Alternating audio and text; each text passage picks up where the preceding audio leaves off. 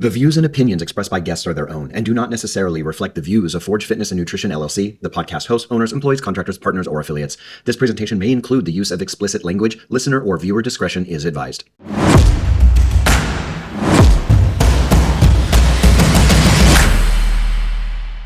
Hello and welcome to the Forge Fitness, Nutrition, and Habit podcast. I am your host, Michael S. Parker, and today we're going to discuss a commonly ignored topic in the fitness industry, which is recovering from injury and how to fix your mindset around the inevitability of accidents and plateaus and regressions and pain and the mentality that you're going to need to manage your recovery. Today, I am joined by the incredible Tate Odell, a longtime veteran of the wellness and recovery world and a great friend. Tate holds a Master of Science in Fitness and Wellness Leadership, a bachelor's degree in exercise science, is a kinesiologist, and he is a certified strength and conditioning specialist. Tate has been part of the Forge team for over 4 years. Tate, I am looking forward to this conversation and learning more from you on how to rebuild our body and our belief in it, especially during or after an injury.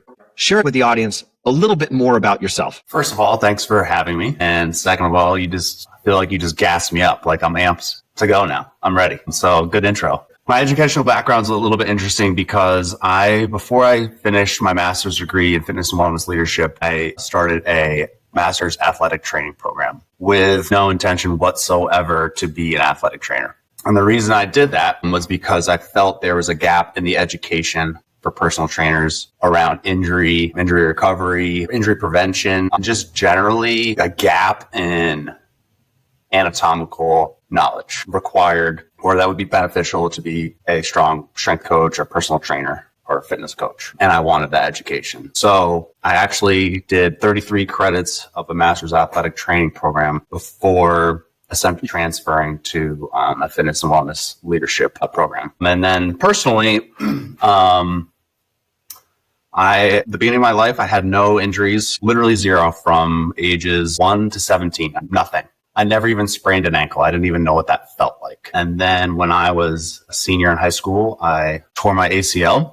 That kind of kicked me on a path of repetitive injury, recovery, surgery. And I myself have had to overcome a lot of injuries. And I know what it can feel like and how isolating it can be to come back from them, especially surgeries, and kind of the lens I look through when I'm coaching my clients. Personally, I know that you've had a significant amount of injuries, not only your knee, but your hip, and there's other things, but you have a tendency to be very proactive in your mindset around it, as far as I could tell. And I've known you for over 4.5 years. That is something that I've really been interested in regarding your mindset and the way that you coach, because I know that you do have a no nonsense approach, not a drill sergeant approach. That's not at all. You don't have a very large level of patience for people wanting to give up. You really do give it to people. And what I mean by that is you say, listen, you can do this. You should do this. You need to do this. And you're so good at laying out roadmaps, especially with your clients. You have a very distinct style. And I want to kind of dive into that mindset that you fostered, because at least as long as I've known you, you've always had to manage something crazy going on in your life. But what do you think is going on with the fitness industry as it relates to recovery and injury? Tell us a little bit more about that. You can't prevent injuries unless you know them. You can't stop something from happening unless you see it coming. Mm-hmm. You can't prescribe the right exercise if you don't understand the arthrokinematics of that joint, or how that exercise affects a joint down the chain. And there is a gap missing in the fitness industry in injury prevention, and it's right in front of your face. It's the most important thing. It's really important for client retention. If your client gets hurt, they're gone. A lot of times they're gone. It can be just enough of an excuse to give up. You know, I hurt my shoulder, I hurt my knee, and you're like, oh, fuck these other 3 limbs. Like, I'll let them go too. But if you can stop them from happening and feel good, there's just so much things that happen downstream from that are beneficial. Your attitude improves. Your general outlook improves, your general disposition. You just feel better when you're not in pain and when you're not uncomfortable. I want to go back to a comment that you just made regarding retention of clients and their injuries. And this is something that I think you and I both find frustrating in the way that the general person thinks about fitness. And we can even put this into nutrition, but let's talk about the the human movement science aspect of this. If and when someone gets injured, doesn't it seem counterintuitive to you that that's when they leave you? Yes. It's extremely frustrating. It's like, okay, this is when I am most valuable to you. Exactly. But that's when they bail. And you know why? Because people are looking for a fucking excuse to leave.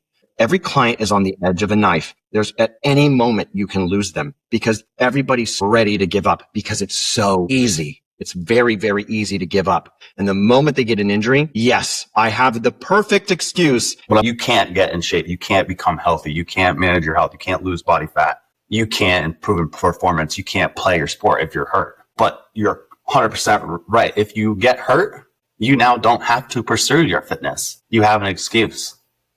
And you're absolutely right. You're like, I can let this go now. Like, phew, like, now I don't have to go to the gym 4 days a week. Now I don't have to do this to manage my health anymore because, what did I do? I stepped off the curb. I rolled an ankle, or fractured my foot. Like, can't ride the bike now. I couldn't row. You're right. You're 100% right. And it's just enough for people to allow themselves to not take care of themselves. I call it the reasonable reason fallacy. The reasonable reason fallacy. And what that is when somebody is able to either manufacture or leverage an opportunity in their life to reasonably abdicate their responsibility. I'd say this comes in three forms. First is family or work. When they have a family member, like say, for example, their mom, and they're like 46 and their mom's like 80. And they're like, oh, well, I can't work out anymore. My mom's sick. This is a common thing. And anything in that vein, right? Family, friends, some kind of life event that is normal, that you're going to have to deal with. Everybody, every single fucking person on the planet will have to deal with. But they take that moment. They're like, oh, yes, the relief, like you just said. That's the first one. The second one is injury. The moment they're injured, they're like, as you said, whew, I don't have to do this anymore. I can bail. And the third is mental health. Man, when I hear that, it's like nails on a chalkboard. I just can't work out because of my mental health. That's why you should be working out. The best thing you could possibly do for yourself is get off your medications, provided your physician agrees. Disclaimer. The best thing that you can do for yourself is move your body and exercise when you have mental health problems. Everybody has mental problems. Everybody has an emotional event that they're contending with. You aren't unique. You're not special. You have to start taking responsibility. So injuries, no excuse. Your mom's sick. Your mental health is a problem. Toughen up, baby. That's what it takes if you want to be well and fit. That's what it takes if you want those things, seriously want those things. I do agree. It helps to have somebody equip you with the nuance of, okay, now I have to maintain this workout routine that I've been doing, which includes, going to the gym 5 days a week and working out for an hour. If your mom gets sick and your mom's in the hospital, you can change your plan. You can adjust it. You don't need to jump ship. And it's the difference, the nuance between moving and working out.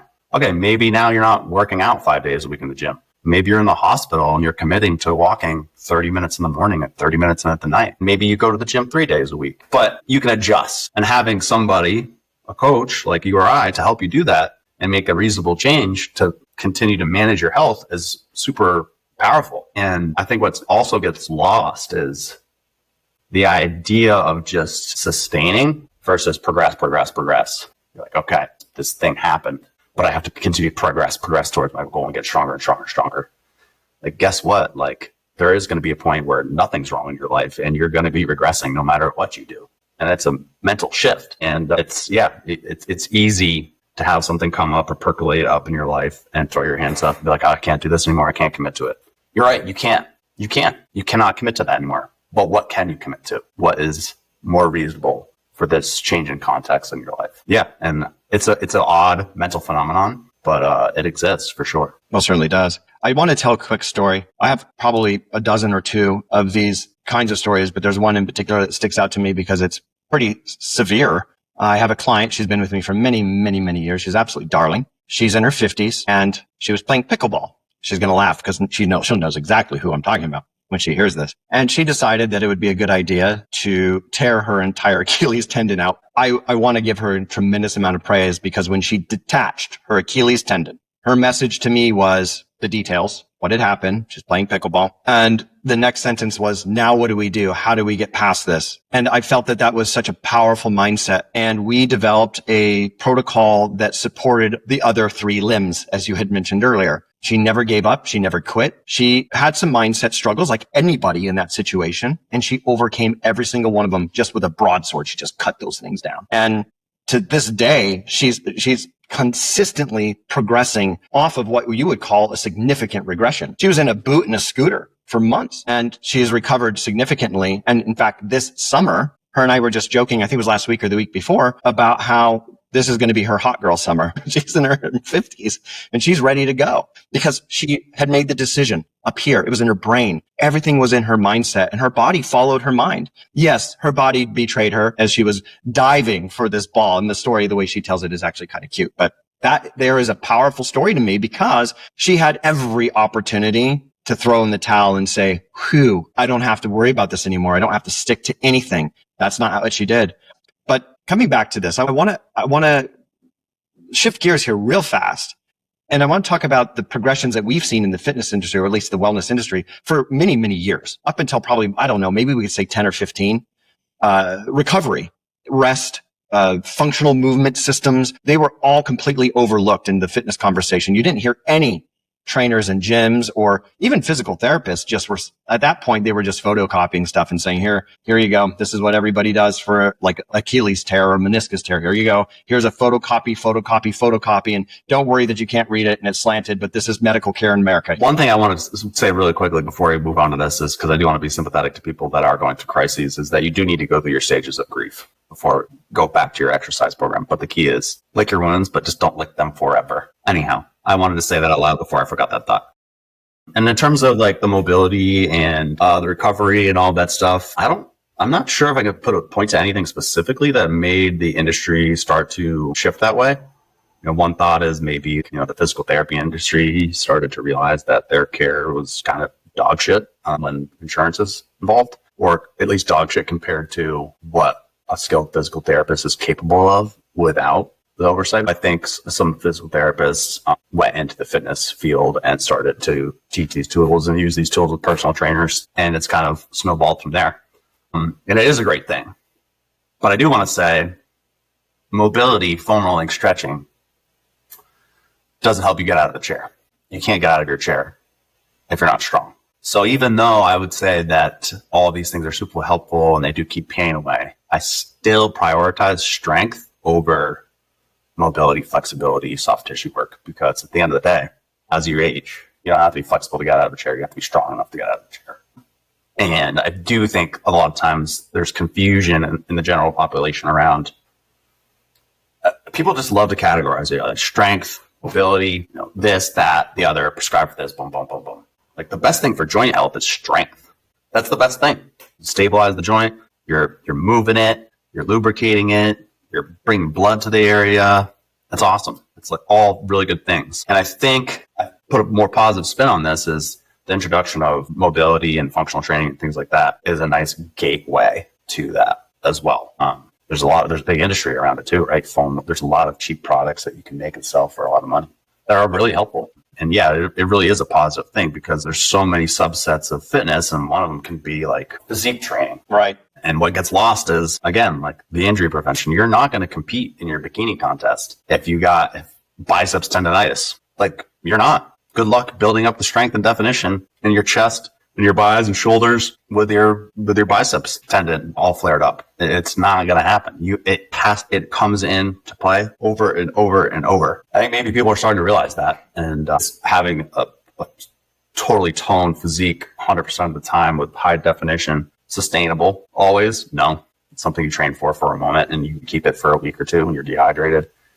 And would it be better just to take care of myself and shift more towards like, how do I take care of my body? How do I take care of my body composition? That's a good one because we were talking about sustainability, and that's the general theme. Actually, our practice at Forge is designed specifically around sustainability, longevity of client health, things of that nature. But I just wanted to mention something that you had talked about, the crossover from physical therapists into the fitness world. I think Gray Cook did a good job of that with functional movement systems. He was kind of like, my estimation was a reasonable pioneer on that. You said something that I found interesting is that you can have all the flexibility or mobility in the world, but if you don't have the strength to get out of a chair, then you're going to have a problem. And this is, I think, where especially trainers in the mainstream fitness get confused. You get over hyper focused on categorization. Appreciate that you have a specialization, but human beings require a lot more nuance than that. You have to have a bit of a broader scope. You can specialize, but you should have a broad scope. And I know that Gray Cook, one of his famous lines is that you never want to layer strength over dysfunctional movement patterns. But in the other hand, if you don't have strength, then those functional movement patterns can't exist. So it's about creating the two together. You have to work in tandem. You can't just isolate. And that's a word that we use too often in the fitness industry. I want to isolate this and I want to focus on that. And spot reduction is, of course, a myth, but there's a bit of the clinical side that is starting to overlap. And I think the National Academy of Sports Medicine attempted to do that originally in the early 2000s. And to whatever degree they were successful, there was definitely a crossover and there was a vernacular change. The way that trainers started to speak sounded a lot more clinical than it was in, say, the 80s.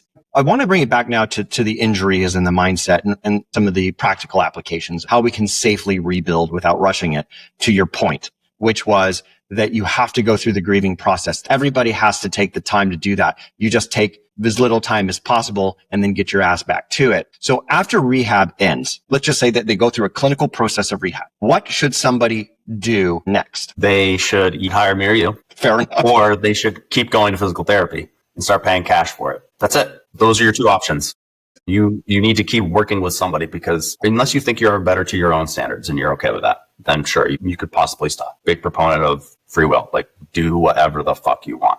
If you want to feel the best, hire somebody, because you're only as good, again, as either your cash or as far as insurance is covering. And they're only covering until you're functional. Like, can you do your activities with David Laidley? Can you go up and down the stairs? You fill out your whole questionnaire.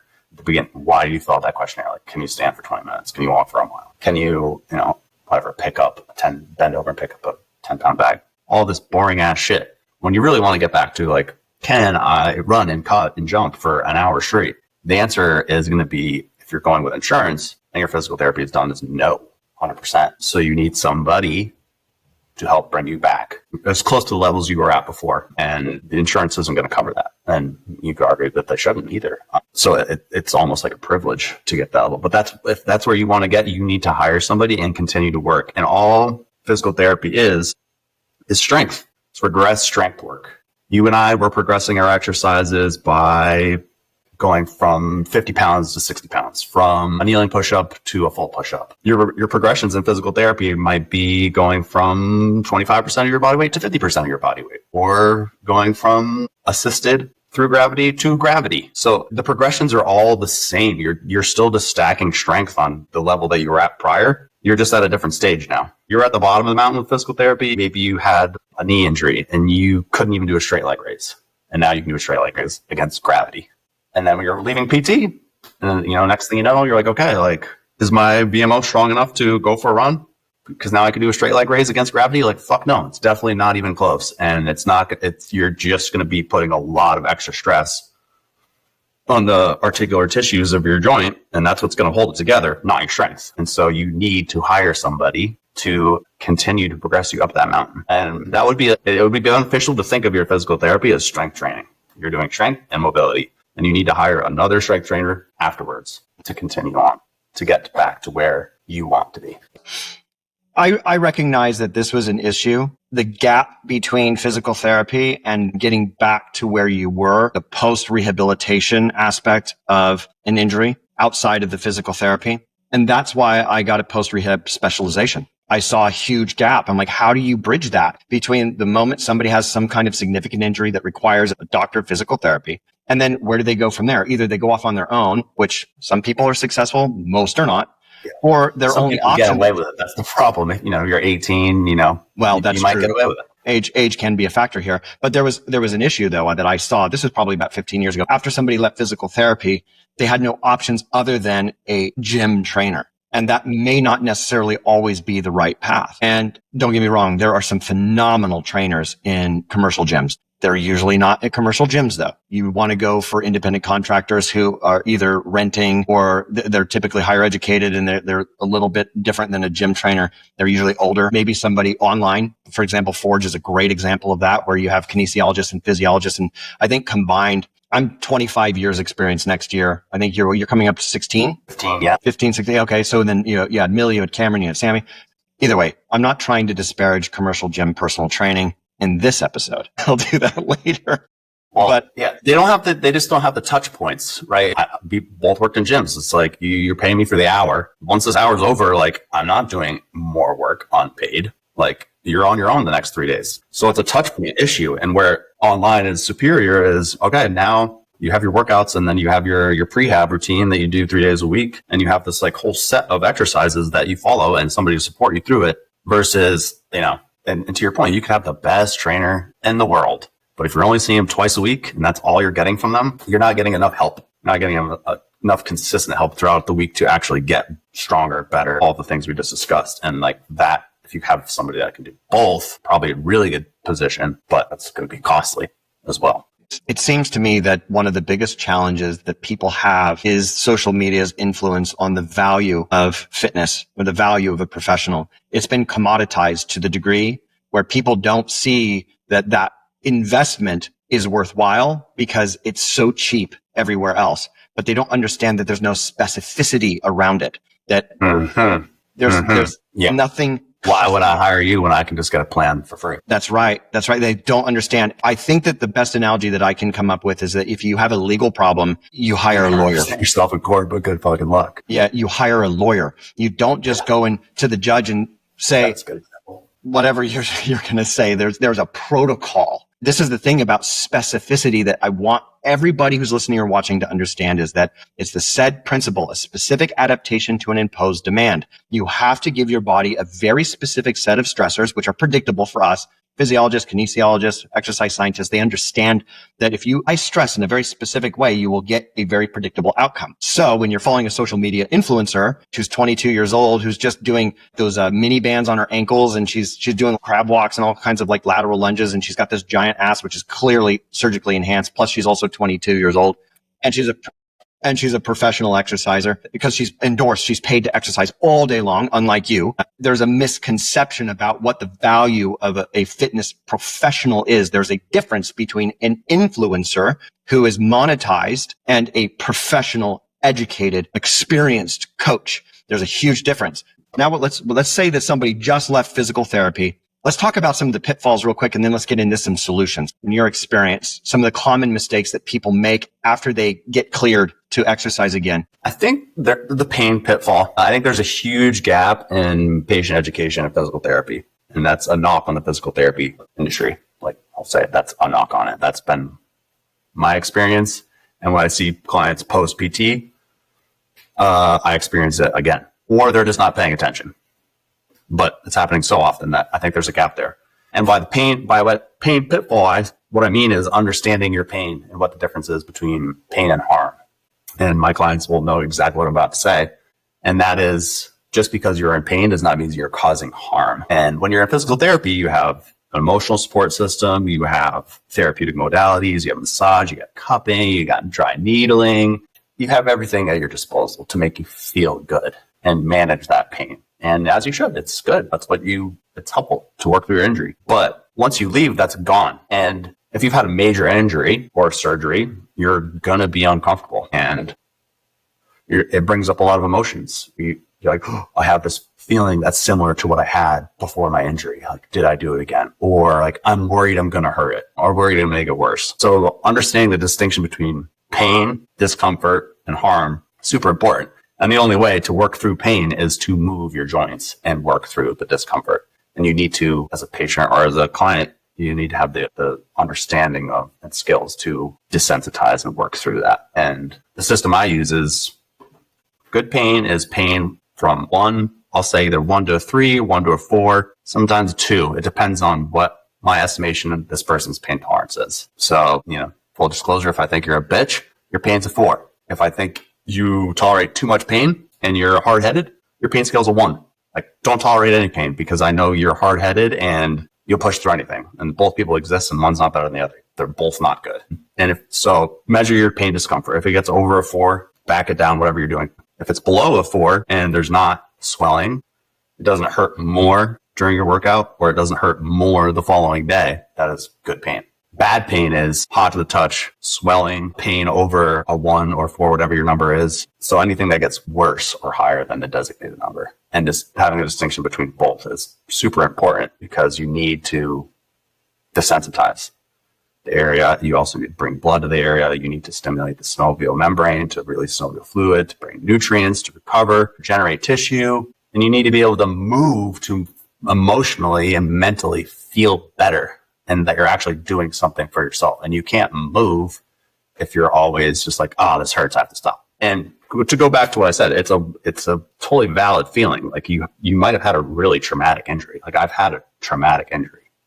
And it bring up a lot of emotions. And you're like, holy shit, I do not want to do that again.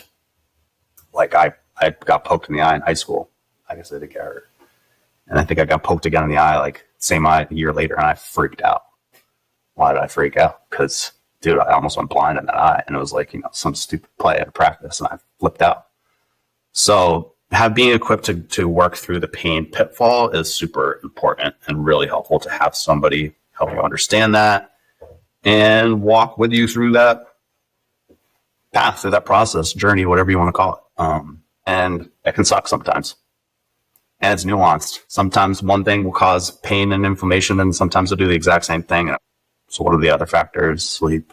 I could go on all inflammatory foods. I'm going on a rant here, but I'm going to keep it going. One other example I love to use is the bike seat example. So if somebody's working through pain, I'll ask them, okay, it's springtime, you pull the bikes out, you go for a bike ride, you sit on your bike seat. What does your taint feel like for the next 24, 40 hours?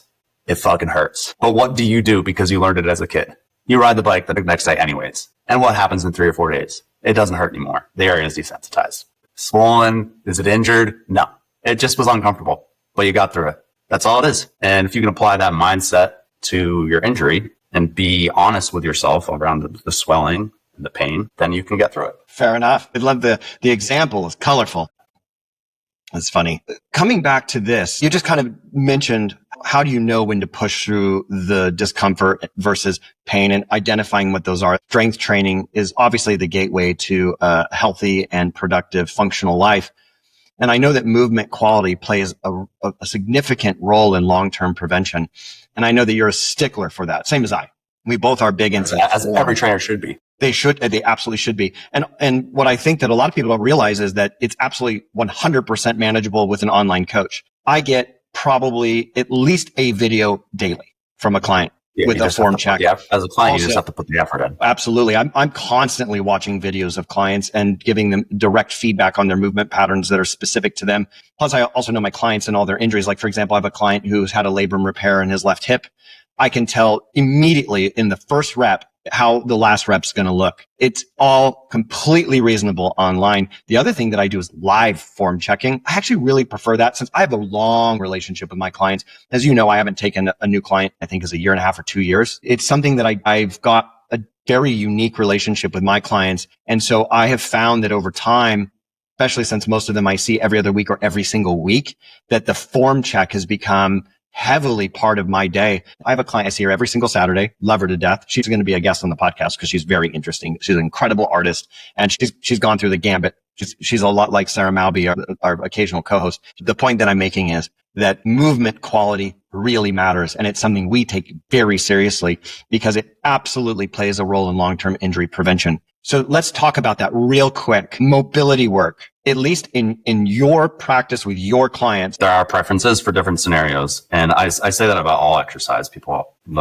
Somebody comes on for a free program consultation. What's the best for this? What's the best for this? I'd say it's the kind that you're most likely to do. It all fucking works. You just have to do it consistently and repeatedly. That said, there's better options for different scenarios. Personally, I like active stretching the most because I'm doing something, I'm not just holding it, and then I'm also putting the joint through a full range of motion, which is lubricating the joint, which is bringing nutrients to the joint. It's helping it heal, and you're getting an added benefit to the muscle you're stretching as well. So I like active. And I think a lot of folks like active stretching too, because you're getting a little bit of a fitness benefit from it as well. My clients know that I always put up mobility drills or warm up, or I'll call it all sorts of things. And some will skip it. And I'm like, well, there was 6 things for you to do there. And the last time you did it, your heart rate was like 120, 130 for those 10 minutes. Now you're not doing it. And they're like, well, it shouldn't matter. I'm like, no, it does matter, because that's 10 minutes of your heart elevated and you're working on your mobility. So there's a cardio benefit as well. Endorphin release. It feels good. But sometimes, a Sunday night, you get the Sunday blues. You just throw your leg up on the wall and hold a stretch for 30 seconds and look at your phone. Like, that's another great way of doing it. It just is like relaxing. Or self-soft tissue works great too. Again, you just put it on the knot, the contracture, whatever you want to call it, the pain point, and you just melt into it. That's great too. It has a really large acute effect, because you're seeing progress in a short amount of time. So it's really encouraging. But you can't always do active stretching, because sometimes you can't put a joint through the full range of motion because it's injured. What else is in your toolbox? You can write the best workout program in the world, whatever the paradigm for the workout structure is. And if somebody doesn't do it, then it doesn't matter. It becomes immediately irrelevant. I work off the FIT principle: frequency, intensity, type, time, and enjoyment. The E at the end of FIT is silent. The idea behind it is that if I can get your frequency, the right intensity, the right type of movement, or that joint going through that movement pattern, and you're enjoying it, then I have a winning formula for sustainability. Sometimes I have to change what is scientifically rational to accommodate client preference. Sometimes I just have to acquiesce to a client preference. Otherwise, I know that they're going to start to become, the term I hate, people say this all the fucking time, demotivated. I'm emotionally responding to what's happening right now is what they're basically saying. That's what that means. My goal is to coach my clients without coddling the client. But if they give me a reasonable request, I'm absolutely going to work it into their program. 100%. As long as it doesn't become an injury risk, I will always try and meet the needs of the client in that regard. I also agree that when it comes to tissue mobility and pliability, any approach is going to be valuable. Autogenic inhibition, which is essentially static stretching, the active dynamic movement, so the joint is actually moving through its ROM or range of motion, proprioceptive neuromuscular facilitation. You could do foam rolling, soft tissue work, percussion therapies. All of it works. Yoga works, Even yoga works. Long time. Yeah, static stuff. Yeah. Your body is incredibly malleable if you just do it enough and give it time. The term that I've used for years is that your body is the most valuable asset that you have, and then people just treat it like shit. I wrote in the 90-Day Habit, one of the chapter beginnings, I believe it was the 30 times 10 rule. I don't remember which chapter it was, but I essentially said everybody wants to have a perfect body and look like a figure competitor, but then they treat it like a used 1972 Buick. It's just terrible how people aren't able to get their ideas, their daydreams about what their body should feel like or look like, and then all the action that requires, and getting those to come together so they can actually get the result. And they don't. It's so easy to have both. You could do it. It's not that hard. I tell people, so easy to have both. Like, you can be working. This is a tangent, but like you can be working through patellar tendonitis, name it, and any injury. You can still achieve your aesthetic goals while working through an injury for the most part. It's like, try holding a wall sit for 90 seconds with 10-second breaks in between 3 times. That's one set. Good luck. Like, most people check your heart rate. Check your heart rate when you're done. Like, it's fucking high and your quads are burning.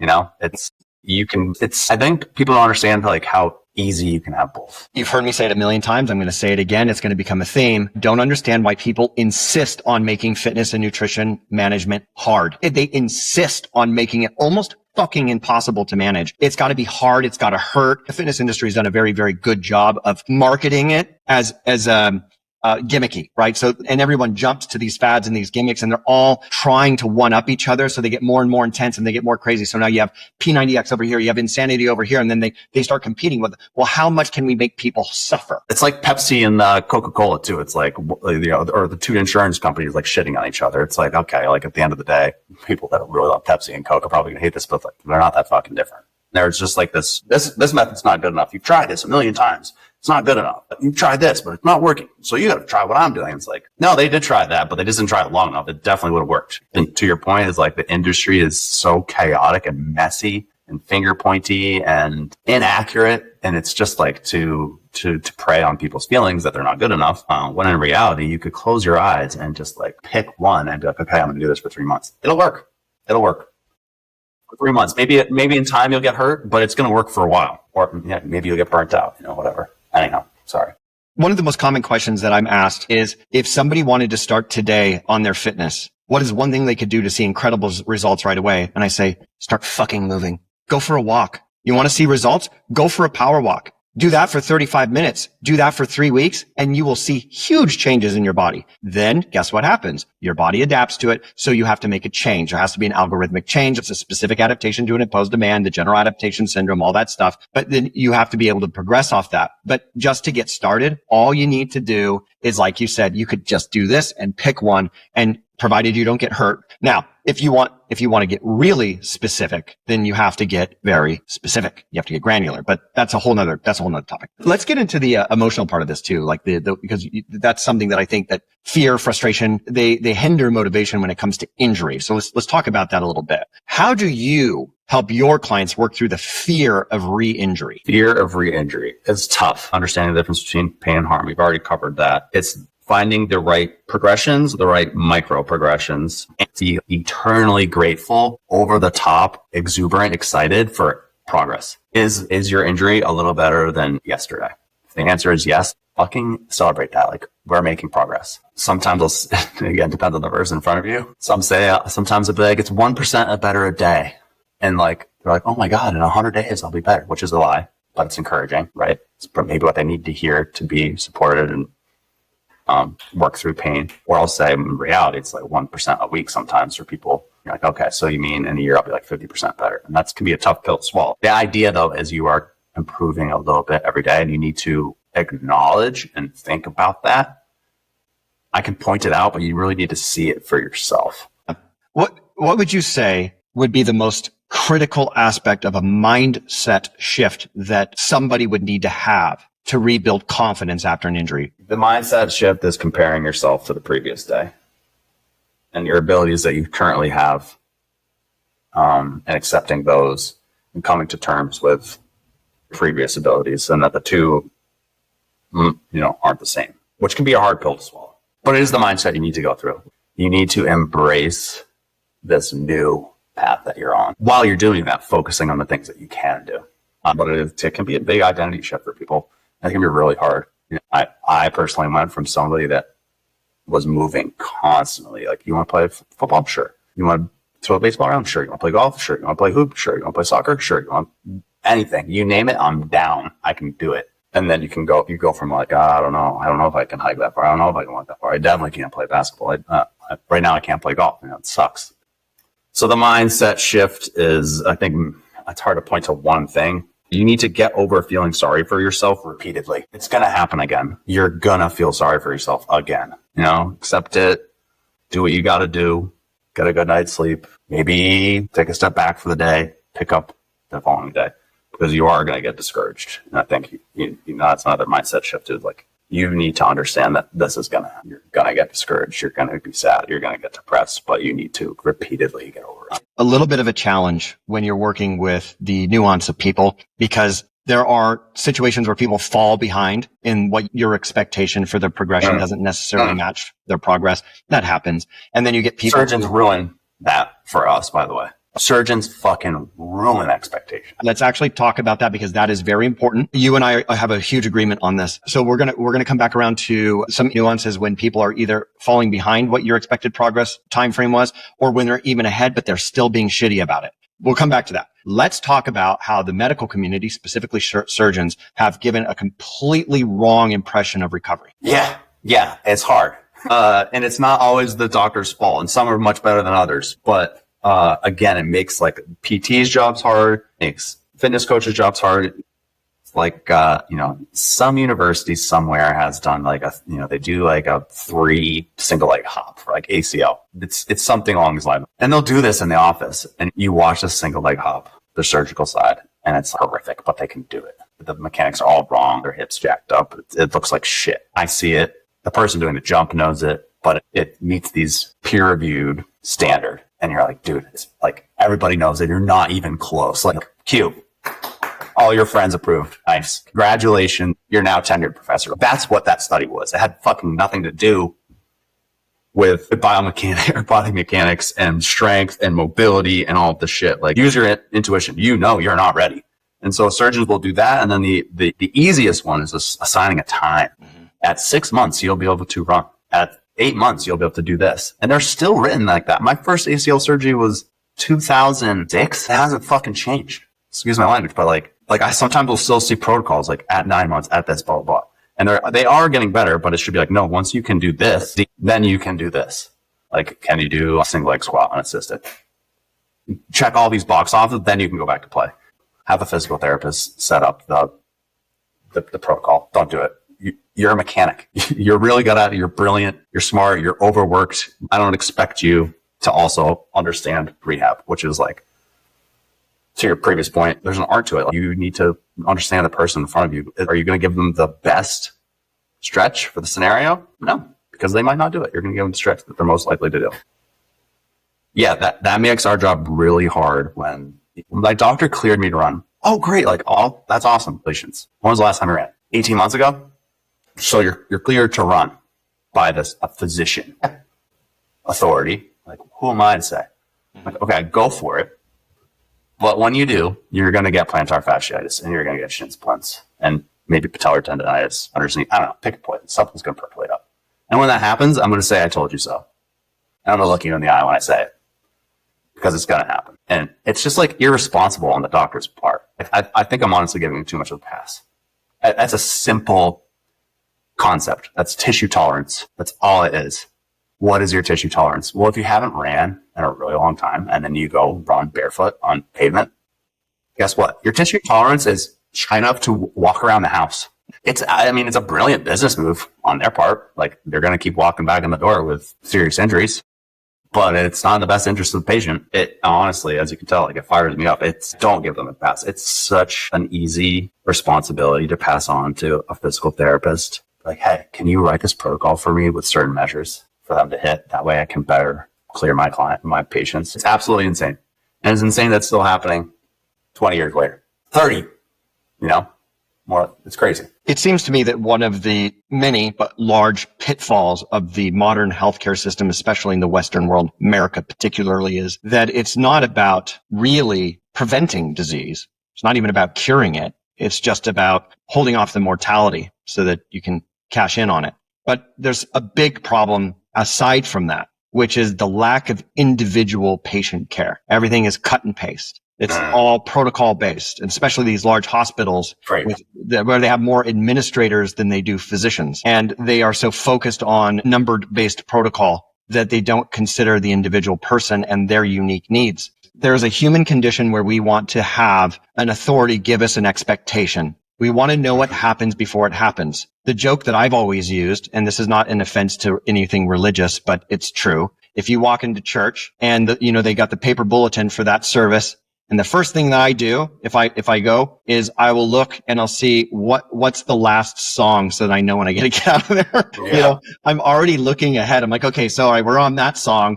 Okay, good. When this is over, then I only have two more songs and then we can leave. And that was when I was a kid, but people want to know what's going to happen before it happens. They want to have expectations. There's now an unreasonable return expectation that people have through instant gratification. We live in a society that is so comfortable beyond anything we could ever, our ancestors couldn't even imagine the level of comfort that we have, that we obtained literally within the last 100 years. Air conditioning is so new. It's unbelievable.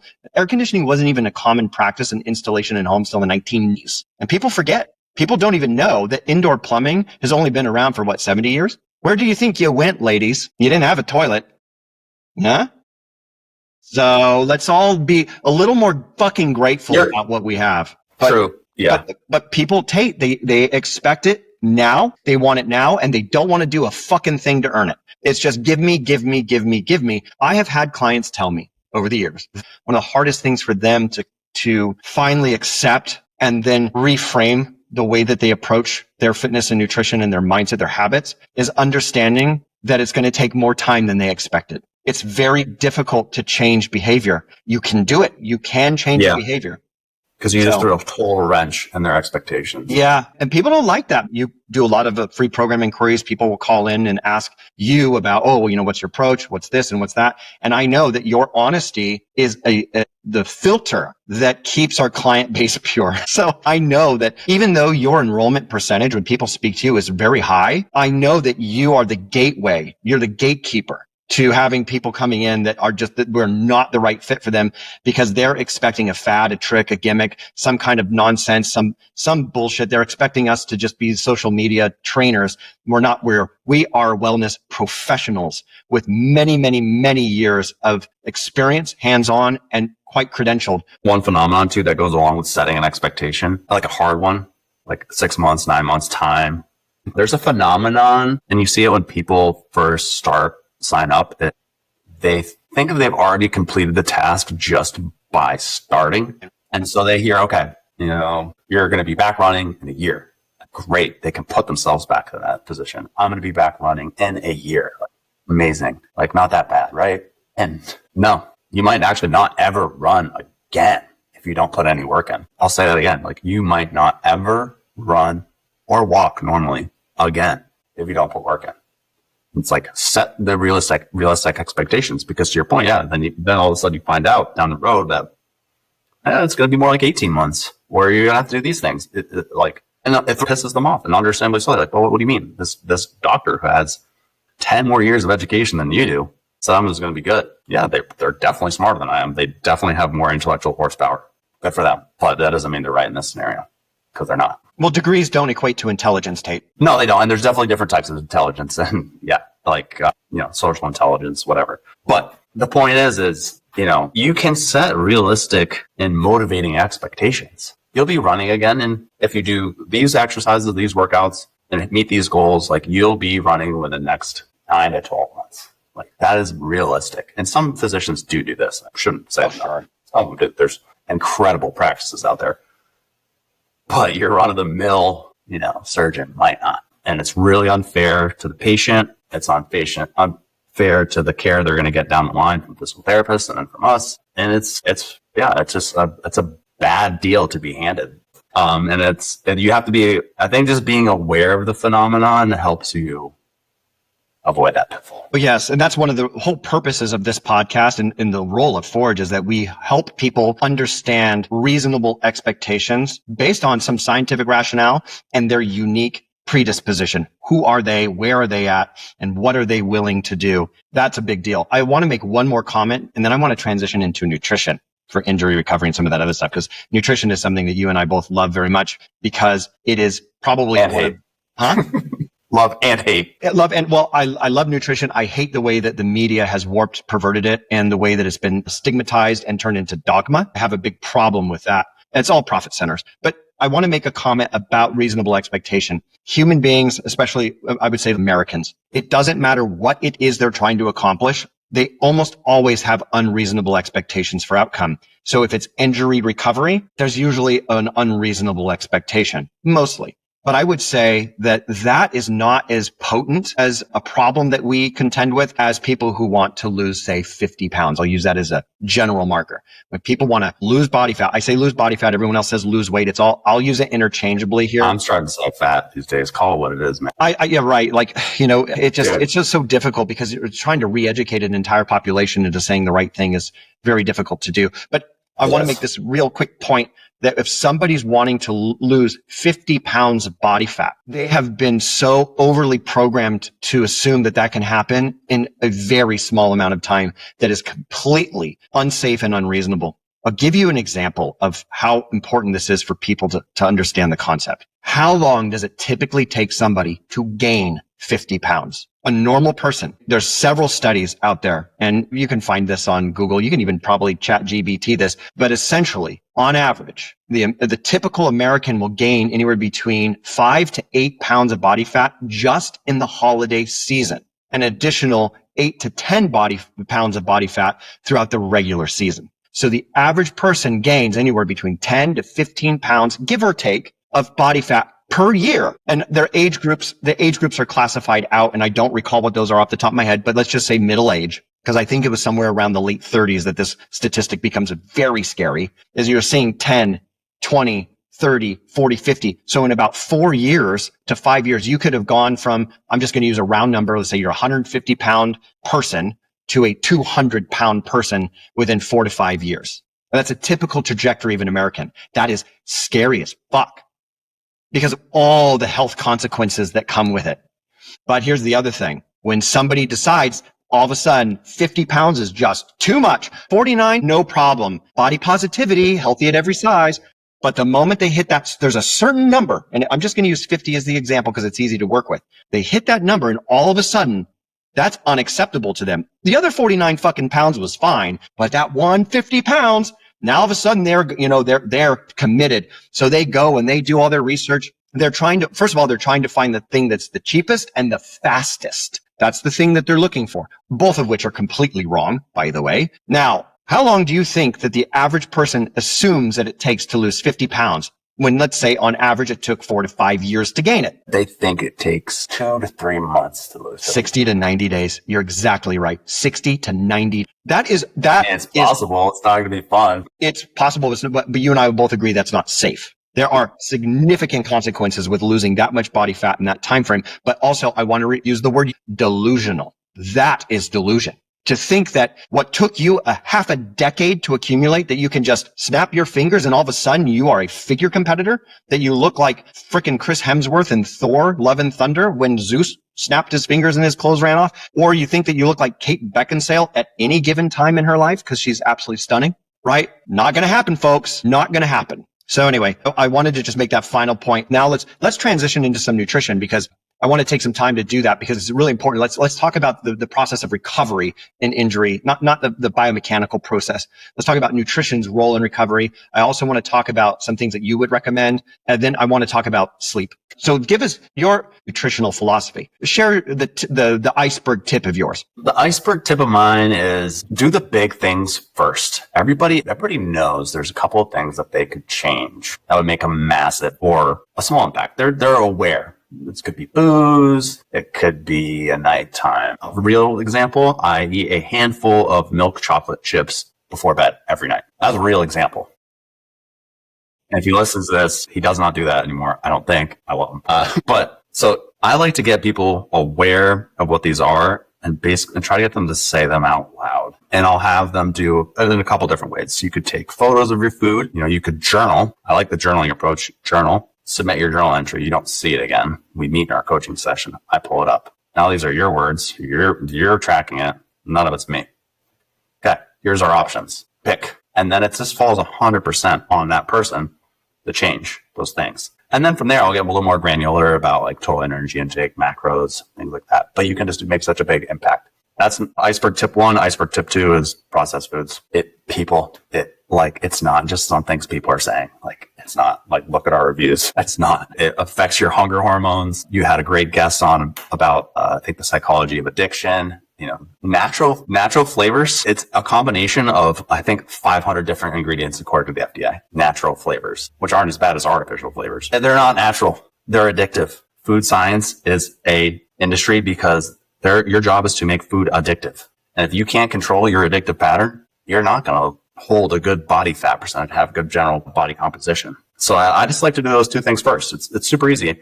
And you can eat the same food just with different ingredients. And you can get so far with just those two little changes. You made this point a million times. People like to make it hard. They can't believe how easy it is. Well, how many calories am I having? Whatever should my macro splits be? Blah, blah, blah. Fuck off with your fucking calories and macro splits. When you're drinking, 3 nights a week, or you're having pizza 5 minutes before bed, there's a zillion quirky things people do and don't share. And I'll to be frank with you, I can struggle with clients that don't share.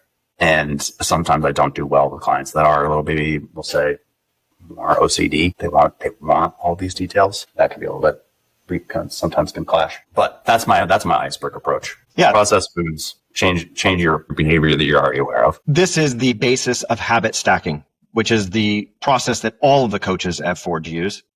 I write about it, and of course, in the 90-Day Habit Transformation book. Habit stacking is so important, and you are right. Looking at the low-hanging fruit first and getting that under control right away is where you get huge return quite quickly. Then looking at right. So it's about, Sammy and I were talking about this, and her and I talk about habit stacking. When it comes to nutrition, we discussed fast food. If you're going out for fast food twice a day or once a day in a week, so you're getting anywhere between 14 to 7 or 5 fast food feedings, just cut that. That's your first step in nutrition. Just that. Don't worry yet about your caloric intake or your caloric undulation needs based on active and non-active days. Don't worry about your macronutrition, and don't worry about carb cutting or carb cycling or intermittent fasting. Get the fuck out of here with all that nonsense. Yep. It is not useful yet. That comes later, but this is a point, Tate, that people push. They push and they push and they push because they don't want to drink from a garden hose. They try to drink from a fire hose, and it just blows their head off. And it's not helpful. It's not useful to try and just absorb all of this so much you choke on it. You choke on all the details. You fix the easy things first. It is eliminating a bad habit in your food and then removing processed foods, including added sugars. Those two things are I think I had heard you say hydration, water. Those are the three things. The three things. Just do those three things. Yep. For a lot of people, when we do have people that, want to train for events and have a certain aesthetic or be, have higher goals. But some people, they're married in their 50s, got 3 kids. They get down to 15% body fat. They're happy. This is sustainable. And now you're not counting calories or macros. Turns out you just needed to drink one night a week instead of 3. Just as a reiteration for those who are watching or listening. That easy. For those who are watching or listening that are struggling with their nutrition or think that it's supposed to be super hard, it isn't. I'm going to remind you, there's 3 things to do today, right now. Don't wait till Monday. Just do it right now. Like literally once you are done listening to this or watching it, stop one of your very obvious bad behaviors. It could be midnight stacking. It could be eating the wrong kinds of foods. Like, for example, having ice cream before bed isn't going to help your insulin levels at all when you're in a fasted state. Stop doing one of those bad behaviors, whether it be fast food or whatever it is. Stop. The second thing is stop eating processed foods or high sugar foods. And the third is start hydrating. Drink at least 120 ounces or more water per day. Do those 3 things. Then we can start looking at, well, how many calories a day do you need based on your activity level? What should the macro ratio be if you're working towards a specific sport? If you're an endurance runner, then you have a very different need than you would as if you're a power lifter. Eat to your needs. That's where a coach can step in, and that's where we can really help you. Anyway, those are really, I think, really important. We need to talk how it relates to injury. What was that? I said we still need to talk about how it relates to injuries because we totally went on it. Yeah, no, that's okay. The tangents are fine. All right, so let's talk a little bit more about nutrition as it relates to injury recovery. What are the things that you would recommend for the average person? Water's one. Cartilage loves water. And your inflammatory foods, alcohol causes a lot of inflammation process. It's the same, I'm like, oh, we didn't cover it. We did cover it. It's the same things. It's literally the same things. If you wanted to add more to it, bump up your protein and then the glucosamine glycan. The supplements I don't think work, but you can try it. And sometimes they do work and they work really well for people. Bone broth is like the non-processed version of glucosamine pills. That's worked really well for me. And if you could put the effort in to make it yourself and get your bone broth like super jiggly, and a lot of gelatin in there, your joints love that. And that's really it. It's all the same things. It's the same things. If you're trying to cure diabetes, you have if you're eating a ton of sugar, your joints are going to hurt. They're going to hurt. Blood sugar is what it says it is. This is a gross analogy, but if my blood sugar is high and yours not, and I cut and I bleed, my blood's going to be sweet and yours not. It's like, think of what it is. It is blood sugar. Literally, that's what it is. Okay, that's circulating through your body. You have glucose in your blood. Your blood has high sugar. It is sticky. Is that good? No. It's good for your joints. No. You can go down the rabbit hole of anti-inflammatory foods. All that stuff helps. But by and large, it's the same exact nutritional guidance that you give for somebody that's just trying to lose body fat. Isn't it fascinating how people listening to this or watching would probably say, wow, that seems so underwhelming. Like, why isn't there some magic pill or some crazy protocol about fitness and nutrition and all these foods that you have to eat and you have to eat them at this time? No, that's social media lies. Addiction is a real problem. It's an epidemic in America. In fact, the episode with Dr. Rob Kelly, the world's foremost expert on addiction, and guess what he said? He said exactly what we just said. You hydrate, you cut all the processed foods and the sugars, you eat healthily and heartily towards your need, and that's it. It's not any harder than that. What's hard is changing the behavior associated to it, because there's always some kind of a problem. Like you said, your upbringing, and it's not even so much about childhood trauma in every case, which is usually the catalyst for addiction. That's true. It's something else as well. When you were raised on processed foods, like for example, I was born in the 70s and raised in the 80s. The TV dinner was a thing at the time, right? So when I left my house and I became an adult and I went out and I said, oh, I need to go grocery shopping. And I just gotten into the fitness industry since, that was a long time ago. And I was not yet in the whole nutrition aspect of it. I was just getting into the certified personal trainer realm. This is like 2000, 2001. And when I finally had got my own apartment, my wife and I, we essentially ate like we were raised. We had frozen pizzas in the freezer. We had the Hungry Man dinners and we had Hot Pockets. All of this trash that if you were to present to me today, I'd probably gag. My body isn't even capable of consuming it anymore. I've abstained from fast food for over 15 years. The last time I had fast food, I can tell you, we were on our way to Yosemite National Park. This is about 10 years ago, and we were starving balls. We're about to go and hike Half Dome. So I thought, hey,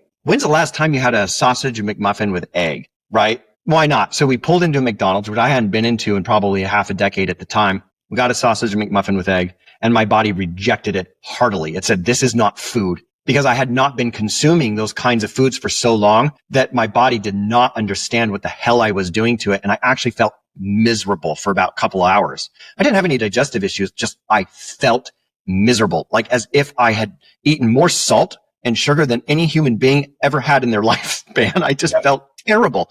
Well, that makes sense. It takes like 48 hours to even start to digest that. Yeah. And then that night we had a pretty good meal, but yeah. And for people watching, you're not just saying that. Like my clients, I just so many times I wish my friends, I wish my family, I wish I could share my calls with other clients. They say the same thing. Mm-hmm. Like, dude, I did not realize how bad I was feeling every time. And I hear it so much. I figured why not? It's been a couple weeks. I grabbed whatever my favorite Chick-fil-A. Dude, he's like, they're like, I had a headache. Like, I felt terrible. I couldn't believe it. It's every single time. And and you're like, wow, I wish I had a recording device and I could just share that with everybody. But and circling back to the industry and the marketing and the social media, everybody just thinks it's something you're saying. They don't actually believe it. You actually have to experience it for yourself to actually think it's true. Yeah, that's unfortunate. In a world where anecdotes are used to sell and people buy, when it comes to certain things that are outside of their programming, their YouTube or TikTok or their Instagram or their Twitter education, it's very difficult for people to know. I guess obstinacy is very difficult to overcome when it comes to these kinds of things. All right, man. Well, let's finish up. I got a couple of quick questions for you here. Just for fun. These are just kind of fun questions. You and I have worked with some incredible injuries over the years, including amputations and crush victims. We've done all kinds of crazy post-rehabilitation, and between the two of us, we have some pretty incredible stories. But do you have one that just sticks out in your head where you're like, damn, this is one hell of an injury to get over? Yeah, I can think of one person. I think of a person that had a history of Achilles tendon repair, plantar fasciitis in both feet, low back pain, and then a really unique, I don't even want to say injury. Well, it was a knee infection. So they didn't have likely the articular cartilage that they should have. I don't think it would have took 2 years maybe.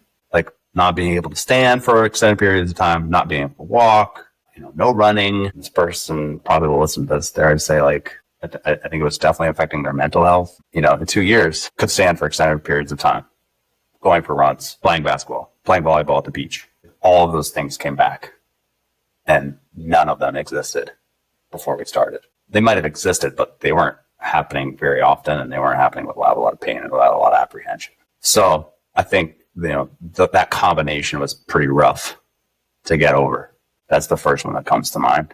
Yeah, it sounds like a kinetic chain of chronic problems that were really impeding the quality of life, but they were able to overcome that. Yep. So a lot of work, and they credit to them. They did the work. There's a lot of monotony in some of the things that you need to do to get over those, or it's tedious, or, we'll say some of the exercises aren't as energetic or ballistic that other ones could be, but paid off. Paid off. I would say another guy that did he did like a half marathon on like a 13,000 foot mountain Achilles repair, and then within a year we're doing that. Yeah, that was it.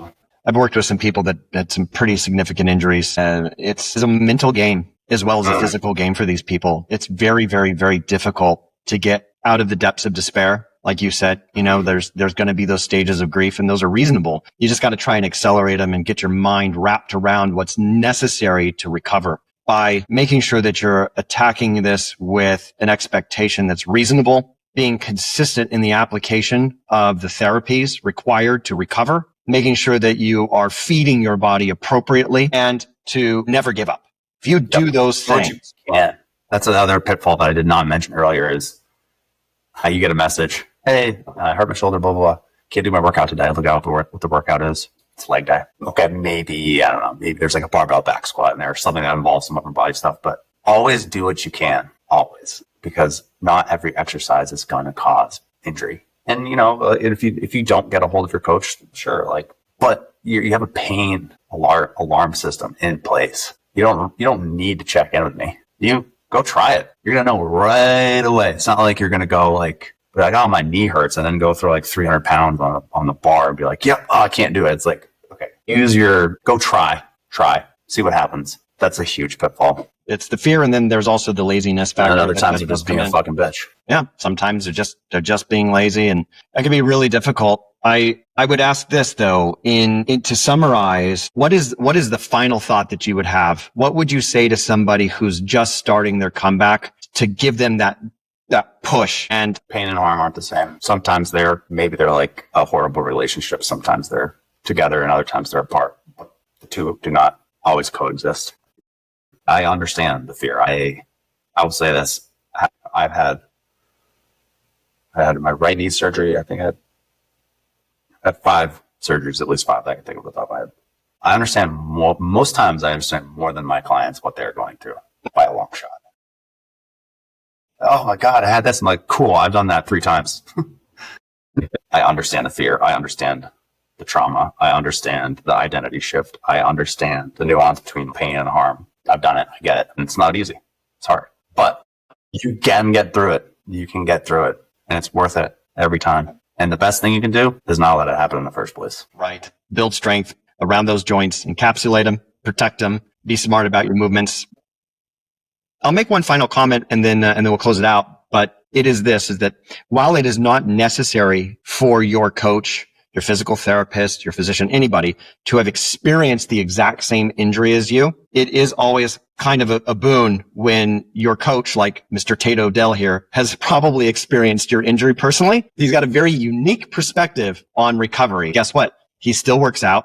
He's still mobile. He's got a lot of things going on in life. He's got a lot of clients that depend on him, but he still manages to take care of his body. He keeps the right mindset around it. And that is something that I think we can all remember as a inspiration, that injury doesn't mean that you're done. It just means you have to change what you're doing. Yep.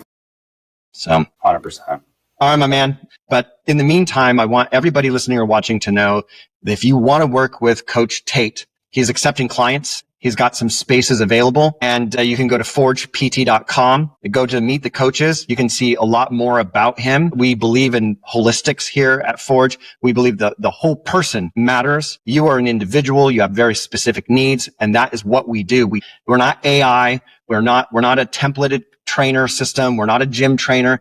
Everybody here is highly educated, very well experienced, and that's what you get from us, is that personalized attention. Anyway, without any further ado, we thank everybody watching and listening. Coach Tate, awesome to see you, and I'll talk to you soon, buddy. Sounds good.